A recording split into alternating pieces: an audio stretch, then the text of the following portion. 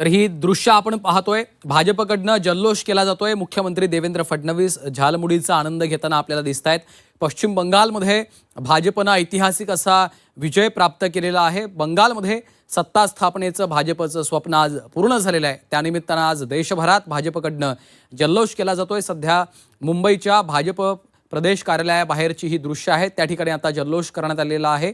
नुकतंच मुख्यमंत्री देवेंद्र फडणवीसांनी भाजपच्या कार्यकर्त्यांना पदाधिकाऱ्यांना संबोधित केलं आणि त्यानंतर आता झालमुडीचा आनंद घेताना मुख्यमंत्री देवेंद्र फडणवीस, भाजपचे प्रदेशाध्यक्ष रवींद्र चव्हाण, भाजपचे इतरही काही महत्त्वाचे नेते, महापौर रितू तावडे, चित्रा वाघ देखील आपल्याला इथे दिसतायत आणि आता भाजपच्या या सर्व कार्यकर्त्यांकडनं, नेत्यांकडनं झालमुडीचा आनंद त्या ठिकाणी घेतला जातो।